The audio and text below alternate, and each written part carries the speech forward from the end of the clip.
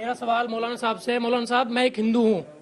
हमने हिंदू में जो भी कमियां थी, सती प्रथा थी उसे कम किया, घूंघट वाला था उसे भी हटा दिया। लेकिन आप मुझे ये बताइए कि जो मोमडन लड़कियां हैं या लेडीज हैं, उन्हें पढ़ाई चाहिए या हिजाब वगैरह, इसका विवाद चाहिए कि मतलब आप जाओ स्कूल में पढ़ो या ये सिखाया जाए कि आप हिजाब बांध के जाओ वहाँ पे। ठीक है, जवाब दीजिए इसका, क्योंकि सवाल बहुत अच्छा है। इसका जवाब पहले लेंगे। अंजना जी, उन्होंने एक सवाल किया था, मुझे उत्तर देना। ठीक है, मैं लूंगी पहले इसका जवाब। हिजाब पे रुक जाइए सर, हिजाब छोटा सा उत्तर हिजाब प्लीज आऊंगी। क्लियर बात करके आपको बता दूं कि मैं ये नहीं जानता क्या कुप्रथा थी। मैं किसी मजहब के बारे में कभी गलत बयानी नहीं करता, टीवी चैनल हो या घर में बैठकर को। मैं सारे मजहब की इज्जत करता हूँ, इज्जत करता रहूंगा। मैं एक बात बता दूं, हमारे मजहब में कोई कुप्रथा नहीं है। कौन क्या मानता है क्या नहीं मानता है, हमें कतई इस बात से बहस नहीं है। हमारे मजहब में कोई कुरीति नहीं है, नहीं है, नहीं है। नंबर एक, यही सबसे बड़ी परेशानी। दूसरी बात, आपकी सबसे बड़ी परेशानी है। आप हमको ज्ञान दे चुके हैं, सुनिए हमारी बात को।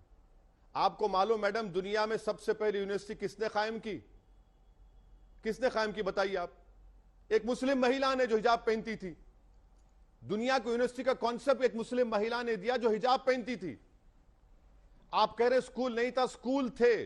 जब रसूलुल्लाह हमारे प्रॉफिट मोहम्मद सल्लल्लाहु अलैहि वसल्लम थे तो रसूलुल्लाह सल्लल्लाहु अलैहि वसल्लम के जमाने में तालीम दी जाती थी। जो हमारे प्रॉफिट मोहम्मद सल्लल्लाहु अलैहि वसल्लम की बीवियां थी, जो हमारे लिए उम्मत की माएँ हैं, वो हमको सिखाती थी। वो खुद हिजाब निकाब पहनती थी और सिखाती थी। तो उस जमाने से है। मैं आपको इंग्लैंड की मिसाल दे रहा हूं, जहां पर मैं बारेट लॉ किया। वहां पर चर्च के स्कूलों में जहां पर यूनिफॉर्म प्रिस्क्राइब है, उस चर्च के स्कूलों में आपको हिजाब पहनने की इजाजत है। और मेरे हिजाब पहनने से किसको तकलीफ क्या हो रही है बताइए? हार्म क्या है उसमें? जो रीजनेबल टेस्ट है राइट टू इक्वालिटी का, उसमें हार्म थ्योरी है। उसमें हार्म क्या हो रहा बता रही है? स्कूल में यूनिफॉर्म की बात है। यूनिफॉर्म अरे मैडम, स्कूल में यूनिफॉर्म बैन करा दीजिए। देखिए मैडम, सुनिए, और एक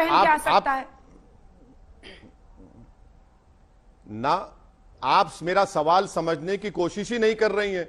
यूनिफॉर्म के खिलाफ ये लड़कियां नहीं गई थी, यूनिफॉर्म के साथ हिजाब पहन रही थी। और आपको और एक मिसाल दे रहा हूं, आपको आसानी समझ में आ जाएगा। वो ये है कि जब ये मसला कोर्ट में चल रहा था तो क्या कर्नाटका के मिनिस्टर ने ये नहीं कहा, आपके आज तक के चैनल पर दिखाया गया था कि खबरदार, अगर कोई लड़की सिंदूर या तिलक लगाकर आएगी तो उसको रोकना नहीं। अब जब प्रैक्टिकली यह होगा कि हर रिलीजियस सिंबल को अलाउ किया जाएगा स्कूलों में सिवाय हिजाब के, तो ये होगा। सर अभी तक आप देख रहे ना हमारी बात को। अब कोर्ट्स भी बायस थी। और सुनिए मैडम, भाई आप दिवाली की रात को जब आप हथियारों की पूजा करते हो, क्वालिफाइड स्पेस नहीं है पुलिस स्टेशन, वहां पर क्यों होती है? बात ये एनएससी स्टॉक एक्सचेंज है, वहां दिवाली के दिन पूजा क्यों होती है? क्या वो क्वालिफाइड स्पेस नहीं है? सिर से नीचे तक काले कपड़े से अपने आप को ढक लीजिए और बाहर जाइए। और ये हर लड़की को बचपन से लेकर उसके आखिरी दिन तक समझाया जाए कि ये तुम्हारे लिए जरूरी है, तुम्हें अपने आप को दूसरे की नजरों से बचाना है। तो ये कैसे चलेगा? अगर कल को वो एरोप्लेन उड़ाना चाहती है, आपको सुनिए, नहीं आप नहीं मैडम, माफी चाहता हूं मैडम, आप गैर नहीं सुनिए, आप सुनिए मैडम प्लीज। आप ही ने कहा ना, आप सुनिए, आप गैर जरूरी तौर पर नहीं, सुनिए मैडम, आप गैर जरूरी तौर पर यह बताना चाह रही हैं कि मुस्लिम महिलाओं को जबरन जबरदस्ती उनको हिजाब निकाब पहनाया जाता। मैं कह रही हूं कहां है मैडम? इस दौर में किसी को जबरदस्ती की जा सकती है? अरे बिल्कुल गलत बात है, गलत। ये आपका सवाल ही गलत है।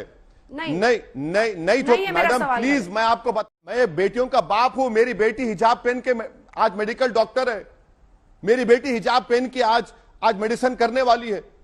जब आजादी की लड़ाई लड़ी जा रही थी तो मौलाना अबुल कलाम आजाद की वालदा क्या थी बताइए? मोहम्मद अली जौहर की वालदा क्या करती थी बताइए आप? अल्लामा फजल हक खैराबादी की वालदा क्या करती थी?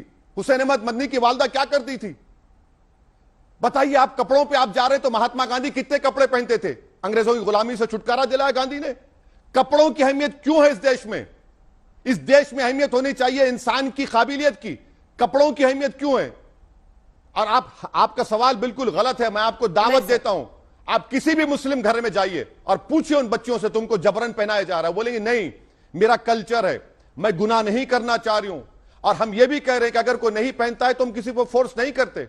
ऐसे कई मुस्लिम महिलाएं जो मेरे परिवार में भी है जो हिजाब नहीं करती हैं, तो क्या मैं उनको कहूंगा? मगर जो कहती है कि भाई ये मेरा कॉन्शियस डिसीजन है, अल्लाह पर आप सुब्हानहू ये व तआला ने बताइए- कुरान में कह दिया सूरह अहज़ाब में, मैं पहनना चाहती हूं, मैं गुनाह नहीं करना चाह रही हूं। पर ये बताइए कि अब कल को उन्हें अगर पुलिस स्टेशन में नौकरी लगती है, ये केंद्रीय मंत्री रविशंकर प्रसाद जी ये दलील दे रहे थे कि वो अगर पुलिस स्टेशंस में जाती हैं वो और ये अलग अलग रोल्स प्ले करती हैं, वहां पर बुर्का पहनना क्या मुमकिन होगा? अगर वो फाइटर पायलट्स बनती हैं, वहां पर पहनना मुमकिन होगा क्या? मैडम, आप एक, जहां तक आप आर्मी का जजमेंट है, आर्मी के जजमेंट में रविशंकर प्रसाद को बोलना चाहिए था। वही तो बेड़ा गर्क कर रहे हैं। ऐसे रविशंकर प्रसाद मंत्री जो थे वो बेड़ा गर्क कर रहे हैं मोदी सरकार का, मुबारकबाद देता हूं। अगर पुलिस फोर्स में किसी को मुस्लिम महिला को या मुस्लिम मेल को जाना है, वो फोर्स ज्वाइन करने से पहले से ये बता सकते हैं कि मुझे दाढ़ी है, मैं हिजाब पहन रही हूं, तो अलाउ करते हैं, जजमेंट है कोर्ट का। Fighter pilot, practicality of clothes. Army का रूल है कि सुनिए मैडम, अगर आर्मी का कोई रूल है पहले से आपको बताया जा रहा है, आपका यह तो रूल को फॉलो करना पड़ेगा। यहां पर हम ये कह रहे स्कूल है खुदा के लिए, जो आप हिजाब पहनकर इन बच्चों को अलाउ कर रहे थे, और जहां तक आप कह रहे हैं ना कि क्या ये दूसरे कंट्रीज में हिजाब पहनकर फाइटर पायलट नहीं चला रही हैं, मैं आपको दिखाऊंगा कई ऐसे मुस्लिम महिलाएं जो पायलट चलाती हैं, पायलट हैं, उनको कौन रोक रहा है? आप क्यों रोकना चाह रहे हैं उनको? और आप होते कौन है? ये सरकार होती कौन है कि ये तय करे कि मेरे लिए अच्छा क्या